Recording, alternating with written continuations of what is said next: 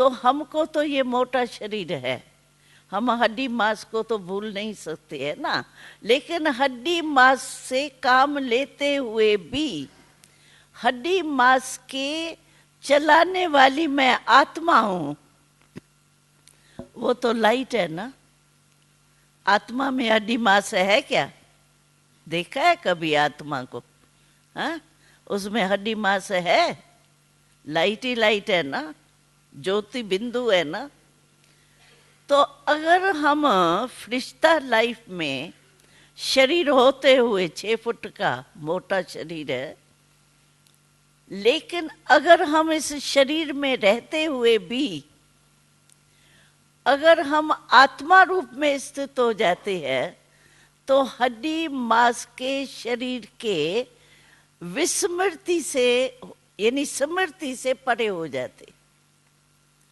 जब आप योग में बैठते हो अपने को समझते हो मैं आत्मा हूं, तो आत्मा में ये मोटे शरीर का भान तो नहीं है ना। अव्यक्त वतन में बाबा में नेचुरल है ही लाइट, लेकिन हम यहाँ जो फरिश्ता बनने चाहते हैं तो हड्डी मांस को तो छोड़ नहीं सकते हैं जब तक शरीर है, छोड़ नहीं सकते हैं, लेकिन भूल तो सकते हैं ना। और हड्डी मांस में हूं तो नहीं ना, हूं तो मैं आत्मा ही ना। तो जो मैं आत्मा हूं उस आत्मक ज्योति स्वरूप में स्थित होकर के चले तो क्या मैं फरिश्ते की स्थिति का अनुभव नहीं कर सकती हूं? मैं आत्मा इस शरीर का आधार लेने वाली हूं। आधार मैंने लिया है, शरीर ने मेरा आधार नहीं लिया, आत्मा ने इस शरीर का आधार लिया। तो मैंने आधार लिया, मैं आधार को काम में लाऊं या नहीं लाऊं, इससे परे हो जाऊं, ये हमारे हाथ में है ना। हमारी याद की स्थिति ऐसी होनी चाहिए जो ये हड्डी मांस का शरीर अपने तरफ हमको खींचे नहीं। बस जो बाबा कहता है फरिश्ते स्वरूप में स्थित हो जाओ, उसका मतलब ये है कि आप इस देह के बंधन में नहीं आओ। एक बारी बाबा ने मुरली में कहा था कि एक है देह का बंधन और दूसरा है देह का संबंध। देह के से आत्मा का संबंध जरूर रखना है, लेकिन कर्म से या देह द्वारा जो कर्म हम करते हैं उस कर्म के संबंध में आए, लेकिन बंधन में नहीं आए।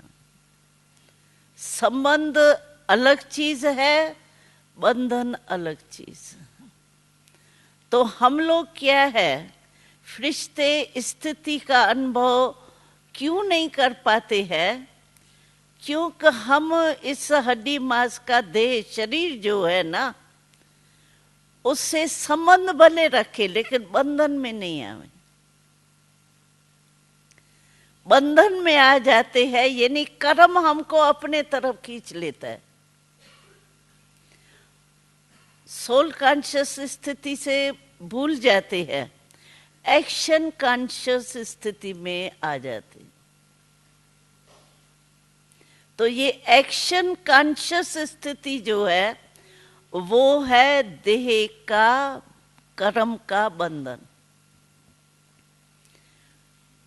और सोल कॉन्शियस स्टेज जो है वो है देह का संबंध है, क्योंकि संबंध तो हम अभी छोड़ नहीं सकते जब तक मृत्यु नहीं हुई है हिसाब किताब। इसलिए संबंध तो रखना पड़ेगा, लेकिन बंधन तो नहीं है। और बंधन जो होता है कोई भी बंधन आप देखो, उसकी निशानी क्या है? वो आपको बंधन अपने तरफ खींचेगा। बार बार हम बॉडी कॉन्शियस हो जाते हैं, हम बैठते हैं नहीं, बाबा और आत्मा बन के बस शिव बाबा को याद करें। फिर बीच बीच में देह का याद आ जाती है, तो माना बंधन है ना।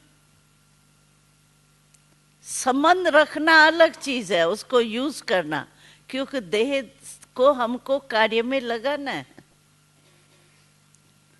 तो संबंध है हमारा, यहाँ देह के साथ हमारा बंधन है, कर्म के साथ हमारा बंधन है।